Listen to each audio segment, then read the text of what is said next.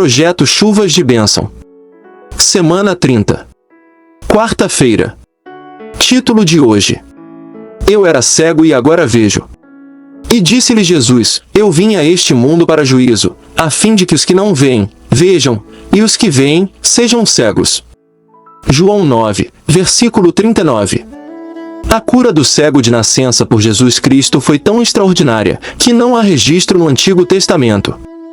Desde o princípio do mundo, nunca se ouviu que alguém abrisse os olhos a um cego de nascença. João 9, versículo 32.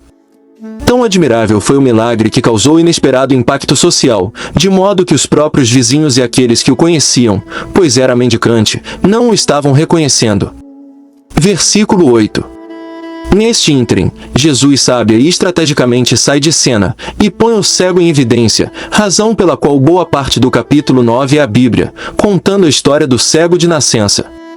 Considerando a repercussão do milagre, é instaurada uma espécie de tribunal, a fim de investigar o ato de Jesus, sendo inquirido que recebera a bênção, se bem que a intenção era abafar a agitação das pessoas por causa do milagre, e obliterar o ministério de Jesus. Na verdade, Jesus criara mais outro dilema para os judeus. Ou os fariseus validam a cura e ainda em pleno sábado, ou a recusam, mesmo diante da forte evidência que aponta de que ele é o Messias. Esse dilema implicaria numa tomada de decisão por parte dos fariseus, desfavorável às suas pretensões, pois se admitissem o milagre, eles próprios deveriam ser expulsos da sinagoga por 30 dias. Seus pais disseram isto porque temiam os judeus, porquanto já os judeus tinham resolvido que, se alguém confessasse ser ele o Cristo, fosse expulso da sinagoga. Versículo 22. Ser expulso da sinagoga implicava em restrições na vida religiosa, social e comercial, e os pais do cego, intimidados pelos fariseus, prefeririam ceder à pressão a ter que renunciar às prerrogativas religiosas. Mas, os judeus cheios de ódio, intensificaram a cegueira, porque o milagre se realizara no sábado, e não se demoraram em abafar a agitação das pessoas por causa do milagre, além de fazer Jesus parecer um pecador, não sendo assim o Messias. Todavia, diante do testemunho irremediável do que fora cego e não negando aquele que o curara, os judeus intimidaram os pais do homem, e no final da Inquisição expulsaram o ex-cego, a fim de legitimar o processo de investigação e neutralizar a influência de Jesus. Preferiram as trevas, a ter a luz do mundo.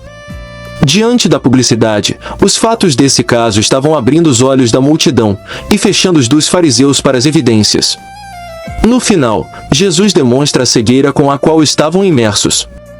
É como se eles dissessem: Eu prefiro ser cego, a ter que testemunhar que Jesus é o Messias.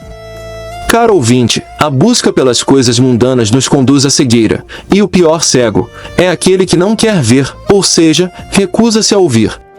E por fim, como dizes: Rico sou, e estou enriquecido, e de nada tenho falta, e não sabes que és um desgraçado, e miserável, e pobre, e cego, e nu. Apocalipse 3, versículo 17. Autor: Anápio Vichinesky Gebhard. Atenção!